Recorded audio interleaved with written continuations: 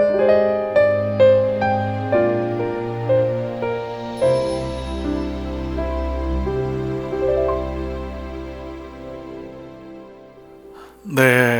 여러분 오늘 한 날도 은혜 가운데 잘 보내셨는지요? 오늘은 5월 3일 수요일 저녁입니다. 5월달이 이제 새롭게 또 한 주가 시작되고 있는데 매일마다 이런 하나님과 동행하시는 여러분 모두 되시기를 축복합니다. 오늘도 우리 강남중앙교회 성도님들 환영합니다. 그리고 오늘 애청하시는 여러분 모두도 축복합니다.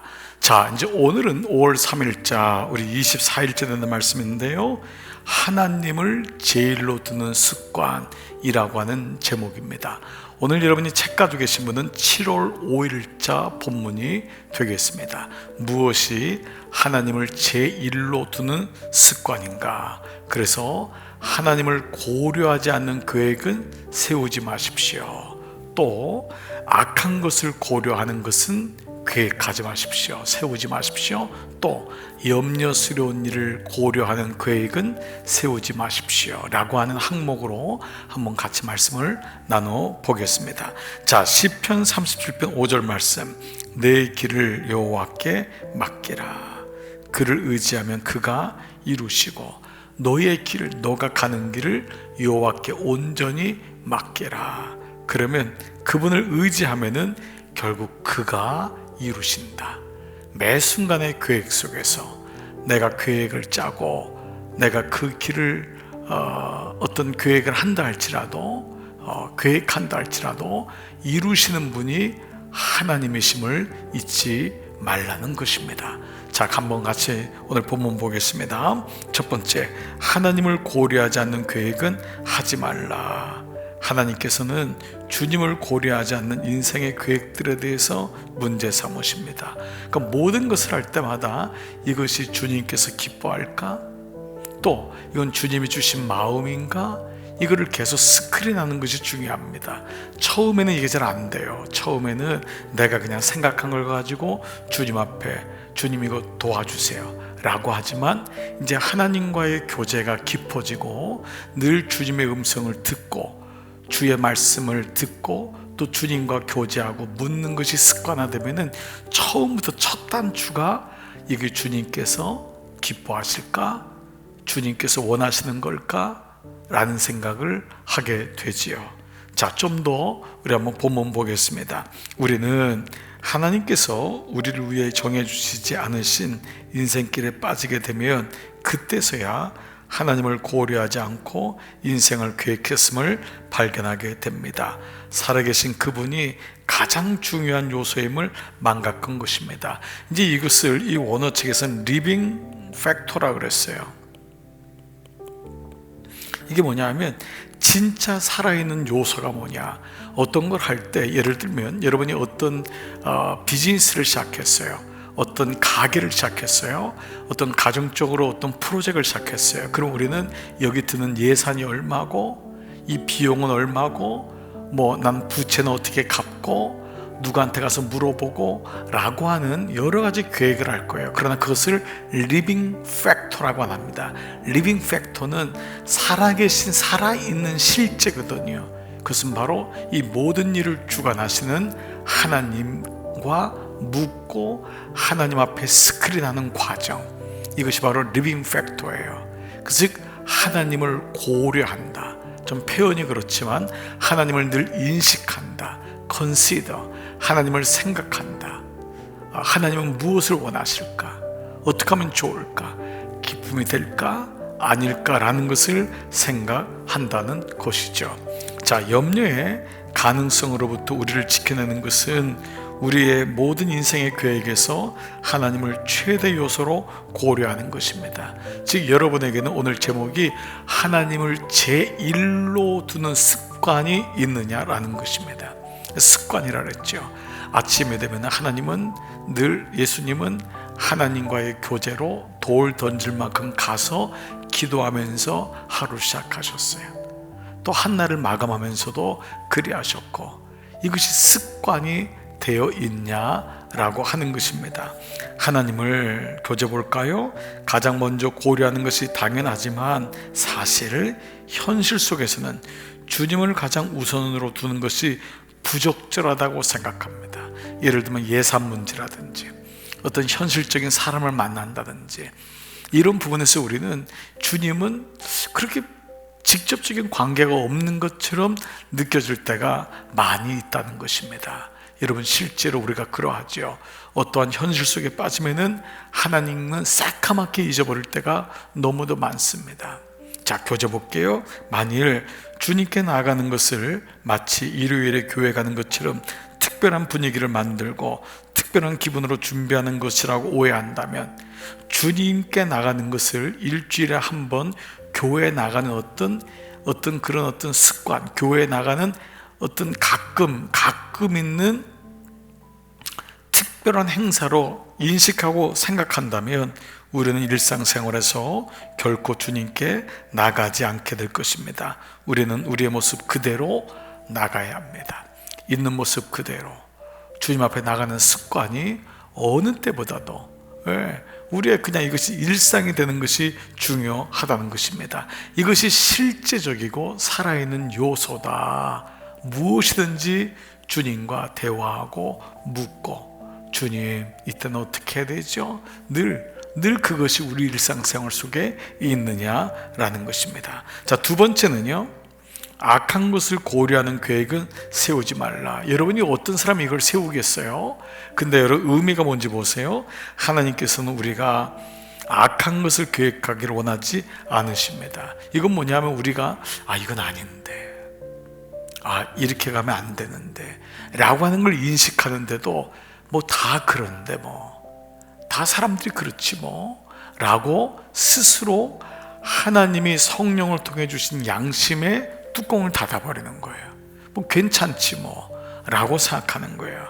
그래서 고린도서 13장 5절에 사랑은 악한 것을 생각지 아니하며, 누가 사랑에 악한 것을 생각하겠어요? 그러나 인간이 본질적으로 악하기 때문에 하나님 말씀으로 명확하게 그 길을 인도함 받지 않으면 자기도 모르게 악한 것을 생각합니다. 즉 진짜 사랑은 악의 존재에 대해서 무지하지 않습니다. 무엇이 악한 것인지 무엇이 아닌 것인지를 알아야 한다는 것입니다. 자, 그러나 그 악한 요소들을 인생 계획에서 고려하지 않습니다. 세상은 다 그러니까. 자, 좀 더 볼까요? 그러나 하나님을 멀리하면 우리는 악을 고려하게 됩니다. 그 상태로 인생 계획을 세우게 되며 그 후에 모든 생각과 관점이 악의 바탕 위에 쓰는 것입니다. 여러분, 그리스도인은요, 세상 사람들하고 똑같이 사는 게 아닙니다. 그때마다 갈등하지만 이건 아니지 이대로 가는 거예요. 그 마음이 중심이 있는 거예요. 조금은 더디 돌아가는 것 같지만 기다리고 이것이 옳다라고 하는 것이죠.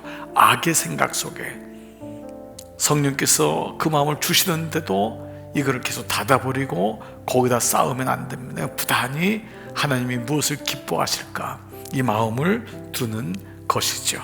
자, 세 번째를 볼까요? 염려스러운 일을 고려하는 계획은 세우지 마십시오. 자, 이게 어떤 의미인지 한번 보겠습니다. 주 예수 그리스도를 믿으면서 우리는 불행한 날들을 미리 준비하면 안 됩니다. 일을 하면서 계속 염려에 의해서 일이 추진되는 거예요. 그때마다 하나님 앞에 염려를 거절하고, 우리 어제 말씀에 나왔잖아요. 거절할 줄 알라. 그러니까 염려스러운 일을 계속하면서 거기에 붙잡혀가지고 일을 하는 것은 하나님이 원하지 않는다라는 것입니다. 자, 예수님께서 마음에 근심하지 말라고 말씀하셨습니다. 하지 말라. 하나님께서는 근심으로 또 마음을 지키실 것입니다. 근심하지 말라는 주님의 명령입니다. 하루에 수백 번이라도 이 말씀을 기억하며 자신을 추스리십시오. 일을 하면서 계속 염려해서 어떻게 되지? 이거 안 되는 것 아니야? 계속 염려하는 것에 자기도 모르게 하나님과는 관계없이 빠지게 되는 거예요. 나중에는 뭐가 생기죠? 자기 연민에. 이 오스랄드 챔버스 목사님의 이런 앞에서 말씀드렸던 내용 중에 자기 연민이 있죠. 자기 연민에 스스로 빠지는 거예요. 그것도 자기의의 일종이라고 했어요. 자기 연민에 계속 거기 빠지게 되죠. 자, 마지막이요. 하나님을 언제나 먼저 고려하는 습관을 갖고 그분을 제일로 두는 삶이 되도록 하십시오. 자, 믿음 생활의 적용적인 부분들은 이렇게 아주 자세하고도 조금은 세밀하게 우리의 삶을 영역을 인도하고 있습니다. 하나님 말씀을 신뢰하고 현실적으로 염려에 붙잡히거나 혹은 악한 것에 기반을 두는 삶이 아니라 주님께서 나의 삶에 친히 오셔서 그 말씀을 의지하고 가도록, 그것이 습관이 되도록 하는 것, 이것이 오늘 제목의 하나님을 제1로 두는 습관이라 할 수 있습니다. 여러분들도 좋아하는 그 미국의 영화 배우가 있는데 저도 이 사람 참 좋아해요. 그 덴젤 워싱턴이라고 흑인인데 아주 많은 영화에 나왔던 사람이죠. 그 덴젤 워싱턴. 이 사람은 사실 연기도 아주 잘하지만은 사실 이 사람은 아주 신실한 그리스도인입니다. 이 사람이 얘기할 때마다 꼭 하나님에 대한 얘기를 해요. 근데 이분이 한 번은요, 이 달라스 대학 졸업식에서 제목을 하나님을 최우선 순위에 두라는 제목으로 연설을 한 적이 있습니다. 자, 여러분 한번 들어보신 분이 있을지 모르겠는데요, 이 사람 한번 연설을 한번 들어보세요. 첫째로, 하나님을 가장 중요하게 여기십시오. 하나님을 여러분의 삶에서 최우선 순위에 두세요. 여러분들이 보는 나의 모습, 내가 달성한 것, 이것은 비록 적지만 내가 가진 모든 것은 오직 하나님의 은혜입니다. 이것들이 하나님께서 주신 선물임을 알아야 됩니다. 본인 얘기를 이제 하는데요, 40년 전 1975년 3월 27일에 저는 퇴학을 당했습니다.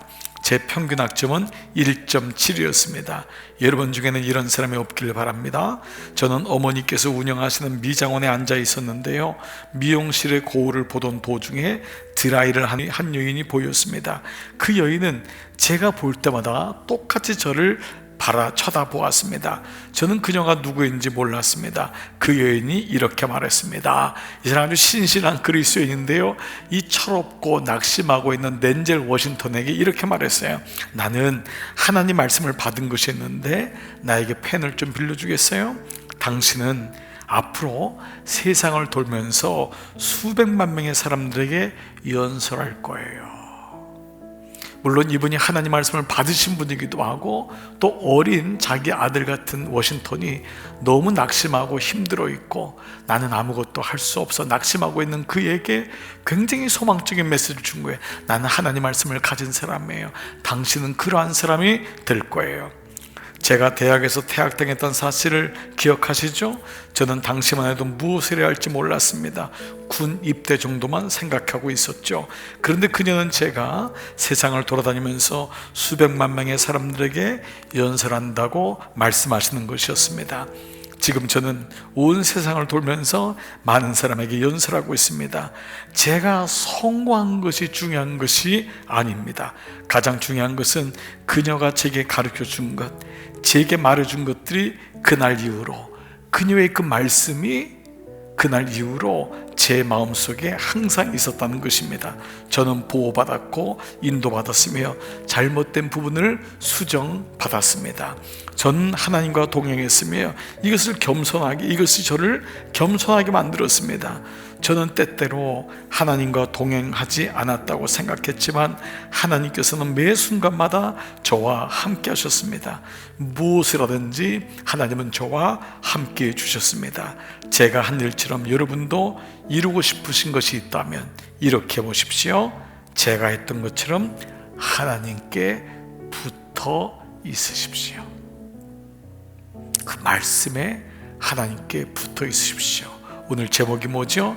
하나님을 제1로 두는 습관입니다. 말씀을 한번 정리해 볼까요? 하나님을 최우선에 두는 것은 모든 계획에서 그분을 인지하고 그분께 여쭤보고 그분이라면 이라고 하는 마음을 가지고 있는 것입니다. 여러분의 계획에서 최우선으로 생각하고 있는 것은 무엇입니까? 혹시 물질입니까? 아니면 그것으로 인한 염려입니까? 불확실한 미래입니까? 하나님은 어떤 분이십니까? 하나님은 당신의 자녀들이 나를 찾기를 기다리고 계시는 분이십니다. 나에게 적용할 점 뭘까요? 나는 매 순간 하나님을 최우선으로 1순위로 두고 있습니까? 오늘도 지금 여러분 자막에 보이시는 하나님은 어떤 분이십니까? 읽어보시죠. 그리고 나에게 적용할 점은 무엇인지를 보시죠. 그리고 그것을 가지고 말씀 기도로 오늘 한 날 또 오늘 하루도 승리하시기를 주님의 이름으로 축복합니다. 기도하시겠습니다.